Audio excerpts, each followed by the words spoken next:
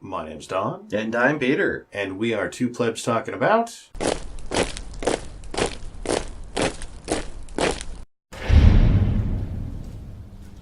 California. This week in the DPRC. Oh, yeah. You know, I'm a big fan of when chickens come home to roost. Uh-oh. Are we going to another I Told You So?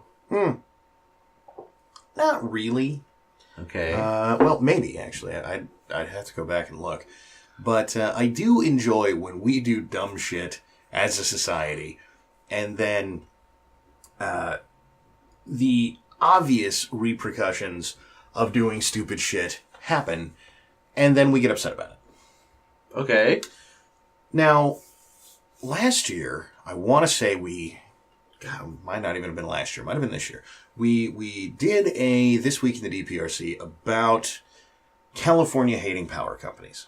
Yes. And how we were going to bankrupt PG&E. Now, I know we've done another one of those in like the past month. Yes, we have. Of different things. But last year or earlier this year, it was, well, we're going to hold specifically PG&E financially accountable for wildfires that start in California. That was a few months ago when California was burning. Could have been. So, I want to say that we said, look, you can't do this, right? Right. Because there's no way they survive that. Right. Now, whether you like that or not, fine. But turns out PG&E went, okay, if you're going to hold us financially accountable for wildfires, anytime the Weather Service says there's a high chance of wildfire... Over here in this area? We're just going to shut the power off. And wildfire can't happen from us now. And so that is exactly what they did on Sunday night, Monday morning. Yep. Because they got told that the same general area that was burning north of Frisco was going to light on fire again, if I recall correctly. And they said, okay, dear 97,000 people that sent out calls and text messages and all kinds of things, we're just going to shut off the power. So you should go get canned goods and bottled water and baby supplies and flashlights and whatever else. Things you're going to need for not having power for a while. Because there's a risk of fire, therefore, to hell with you. Right. Now, to be fair, they only shut off power to about 60,000 people. Which is so much better. Only 60,000. Right. Well, look, I guess this is how we deal with things now, right? Right. And there is one aspect of this that makes it more ridiculous, but we'll get there in a second.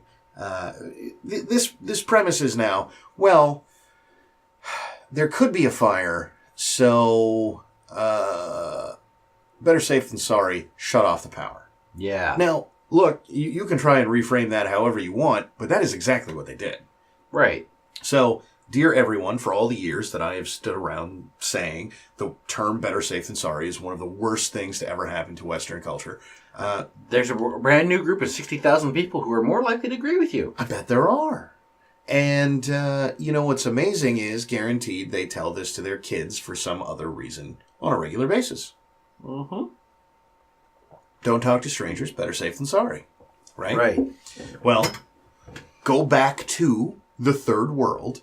Go back to, 1812 and enjoy that for 24, 36, 48 hours, however long the Forest Service or whomever it is that they're getting this from says, well, there could be a fire. Right. Just enjoy your, 3rd century living. Yes, enjoy some medieval reenactment. Exactly. It'll be great. And this, by the way, as much as those 60,000 people were upset, is okay. Yeah, it's fine. Now, interesting. Better safe than sorry. Exactly. And by the way, that is no joke. There is a local radio show around here, which I was listening to the other day, where someone called in and went, well, I did see a downed power line in that area, so I guess it was a good thing. That's right. Now, by the way, when questioned by the radio host about whether or not he actually saw a downed power line, the answer was no. I think I saw. No. No. There were sagging power lines that were swaying in the wind, which is evidently close enough. Well, that means that if they're very saggy and swaying in the wind, one of them could have become separated from the pole. And therefore started the fire. So it was obviously a good thing. So, dear California, understand that this is what you want. Oh, and by the way, can you even imagine how happy the environmentalists are? Oh, we just proved you can live without electricity for 36 hours. Yeah. Well, clearly that means we can all reduce the amount of power we use and, build windmills or something. Right. Well, clearly. I imagine that will come in a couple of years after this becomes more normalized, and make no mistake, this will become normalized. Oh, it will. We will shut off large swaths of power if we think that there is a potential of fire, because this isn't even the first time it happened. It's just the first time it was big enough that anyone cared about. No. What will end up happening is the next swath of better safe than sorry. Well, since they're going to shut off power in the area if there's a potential for wildfire, I better set up solar panels or windmill turbines and a couple of Tesla batteries for my house so that I can weather that entire duration with power. Well, I mean, that's probably already happening, right? Right. Generators and things in the short run, but right. Yeah, and this is hippie California, so in a couple of years, any houses built will be required to have solar panels anyway. Right. As previously discussed. Yes, it's already a law. So, look, I mean, that's nice, but can we all just reel this back for just a moment? And in the annals of California legal history was California telling PG&E, and everyone else, by the way, but PG&E is particularly relevant here, that they had to use these automatic low-energy transformers. They had to, right? Right. Something hippie, right? Right. Well, just to be clear, the thing that caused that big wildfire that PG&E is worried about, right, being placed on them again, was one of these transformers lighting on fire that was state mandated. Right. So, we are now to a point where the state has said, you have to use something. That something is crap, and we're going to blame you because we told you to use it. Yes. And the response from the company is, well, my only way out of this is just to stop providing a service. Oh, and by the way, since you're a captive audience, what are you going to do about it? Right. There's not an alternative to use. No, not at all. Right. And by the way, when Texas deregulated power, the correct answer would have been for us to do the same thing. But we all lost our minds and said, oh my God, deregulation is terrible, because PG&E could do this, and you could have actual competitors who went, well, if they won't sell it to you, we will. Right. And I know, someone's going to get into how that's more complicated. And yes, it ever so slightly is, but not really. And so, we didn't do that, so now we have our natural monopoly, which is totally government enforced and wouldn't be there under any other circumstance. Right. And we have compelled them to use crap equipment, and we've told them they're financially liable for doing so. So here it is, California. You are mired in government regulation of a lifetime of you being hippie douchebags who think that everyone that has ever sold power is evil, and now you don't get fucking power. Right.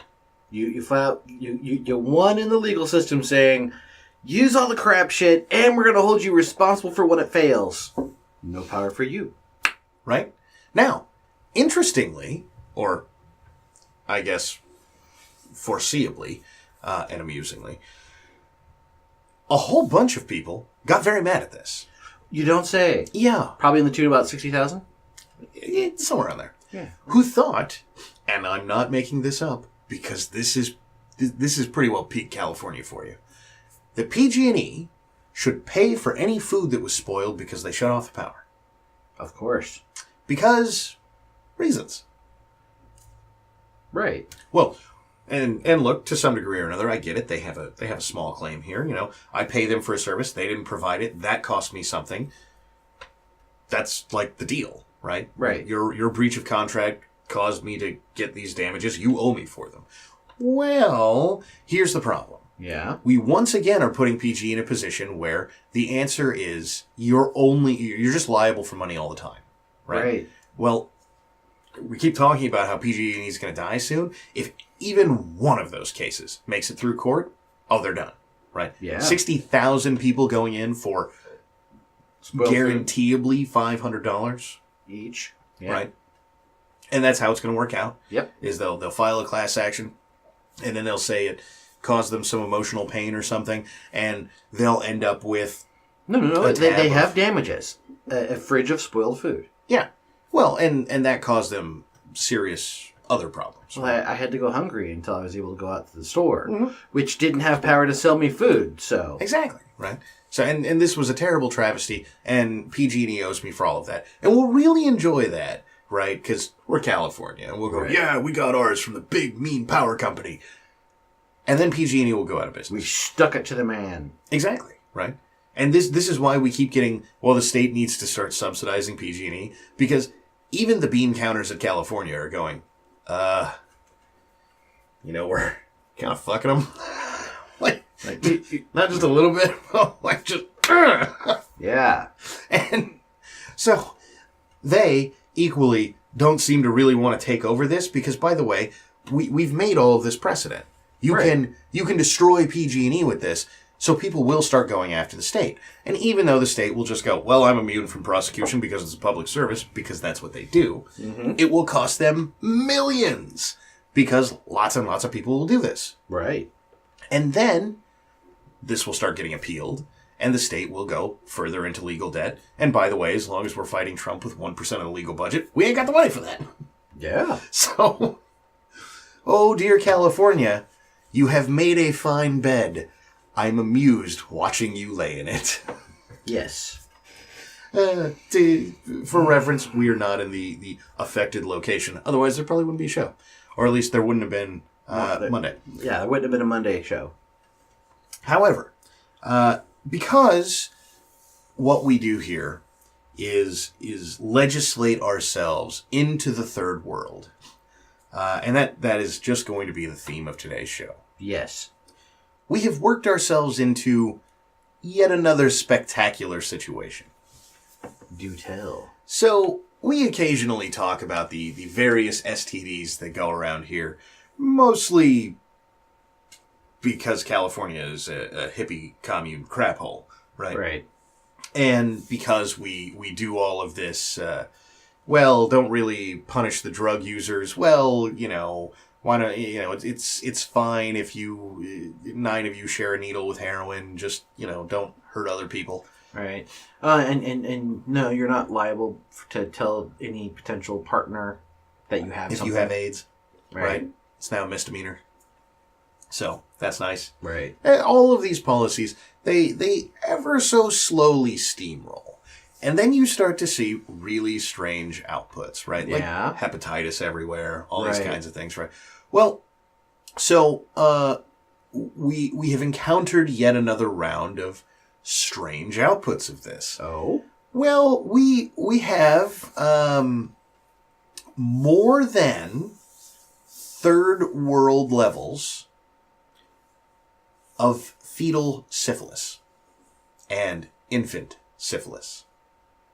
What? Yeah.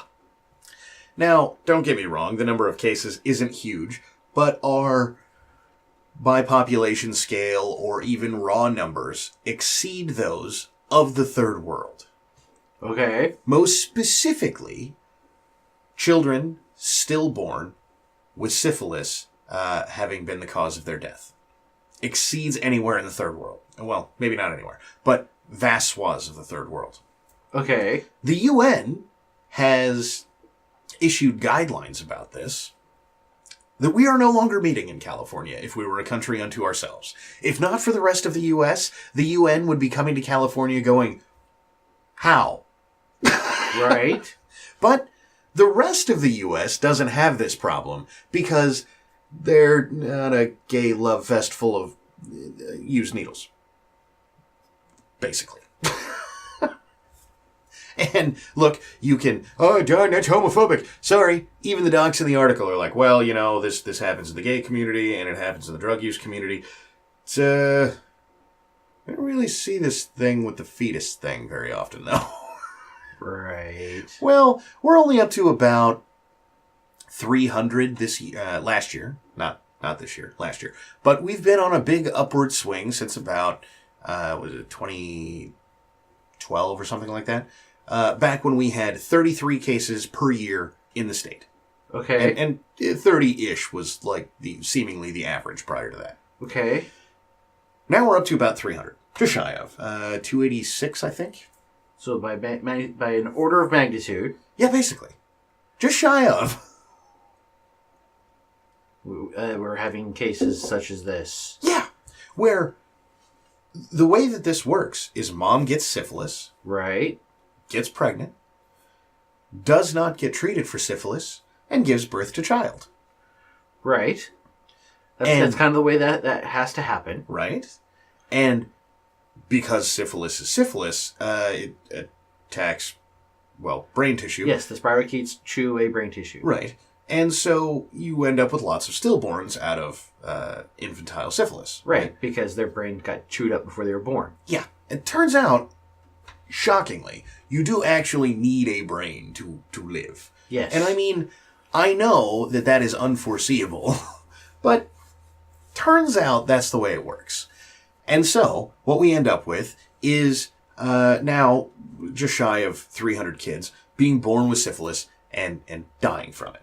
Right. And by the way, the answer to this is as Californian as you could imagine. Which is? Well, we don't need any of those things that we've talked about thus far, right? Like, we don't need to fix any of that. What we need to do is get more public awareness and make some quantity of state laws that ensure that women are treated for syphilis, or at least tested for syphilis, prior to giving birth. Oh, and everybody needs socialized medicine. These are the suggested recourse. Not stop getting fucking syphilis. Not well, that's just the whole thing, is we already have a program in the schools, sex education. We've already taught them to wrap that shit. They're obviously doing that, but somehow they're still catching syphilis. Well, I mean, transmitted by blood just as well. So, right. And we have a program of don't do drugs. Yeah. All of which is working out That's well. obviously working out perfectly fine. Yeah. So how are they catching syphilis? Well, they're doing drugs and having sex.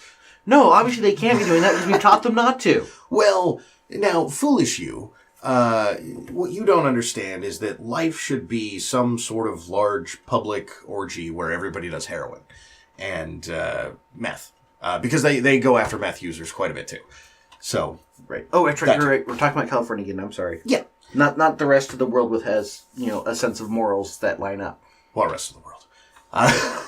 This is a subject that the right wing lost long ago. And by the way, California will always be the tip of the spear, as it were, in what kind of crazy crap happens because we lost that. And here we are again.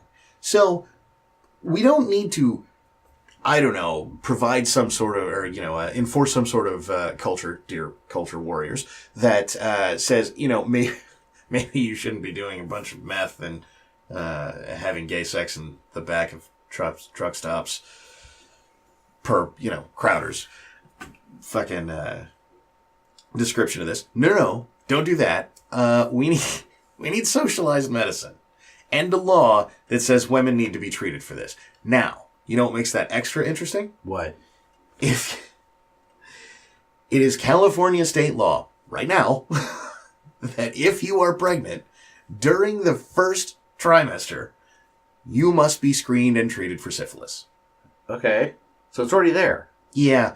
But here's the thing. It turns out if what you do is a lot of meth or heroin, you don't tend to get prenatal treatment in the first trimester. In fact, if you get it at all, it's in the third trimester. Gotcha. Right before you give birth. When it's too late. Well, not necessarily. I mean, we could breed a bunch of retards that had only half their brain eaten by syphilis. Too late. Come on. It'll be fine. keep the NPC meme going. Anyway. So... You had to go there. Yes. Anyway. What we need to do is mandate something else. Now, I'm not sure what something else is, because, as pointed out 4 seconds ago, if you wait till the 3rd trimester, what are you going to do about it? Not a damn thing. It's too late. Yeah, well, you say that, but well, think about it this way. These kids wouldn't be stillborn, presumably, if they're still kicking, right? Right. And then we feed them a bunch of antibiotics to cure the syphilis. They just will be retarded. And I don't mean that as a pejorative. They just will be, right? Right. Well, somehow or another, we need to mandate that this is done. And this is the doc that they are either interviewing or co-writing the article with. This is exactly what he's advocating. And by the way, we will listen to him because we're California. Right, because the doctor said so. Right. And so the question remains, what would that be? I don't know. How do you force people to get medical care? I thought we've made it an absolute point in California that you can't force anybody to get medical care. Well, that will end immediately with socialized medicine, first of all. No. The way they're doing socialized medicine is that you have the ability to access it if you want to. Yeah. How's that working out everywhere with socialized medicine?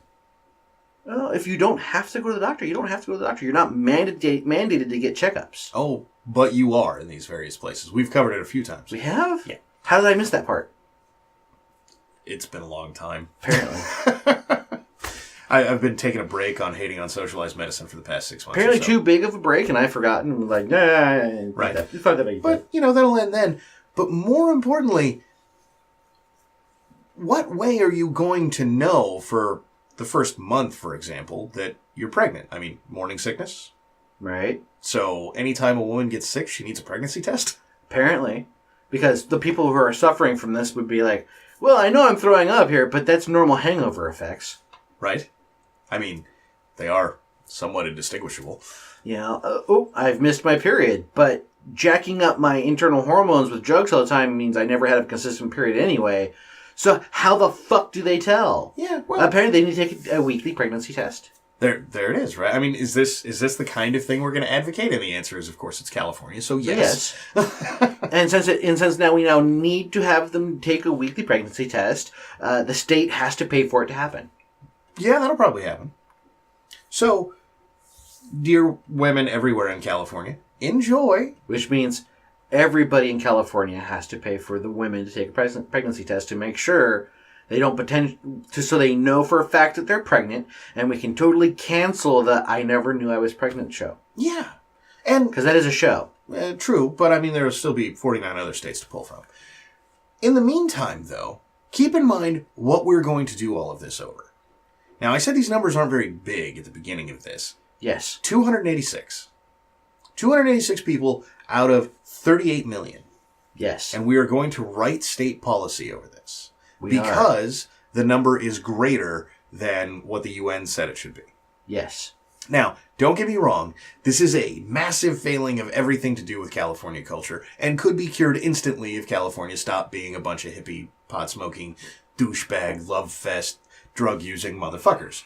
However, instead of that, we're going to mandate all of this crap. And I know we are just making some shit up off the top of our head here, but we are still going to do at least some portion of this. Something will happen. We don't know what yet. We're kind of, brainstorming for California. Now, what will the actual output of that be? Let's say that we fixed the 253, because that's our difference between the 33, right? Children stillborn from neurosyphilis related problems. What will we have actually done? Made sure people who are who are already living a relatively crappy lifestyle bring children into that crappy lifestyle? Turns out this is vaguely addressed, offhandishly even, in this article. Oh? These moms tend to have their kids taken from them by CPS anyway. So, we're going to explode the foster care system, which is going to be great. Now, Yeah. look, I'm not saying because you're a piece of crap you deserve to have your kid die or anything. But on the other hand, should we destroy the entire medical care industry by mostly making it socialized medicine, or in some other way, extending out governmental control over it, as we're invariably going to do, so that we can put more kids in foster care?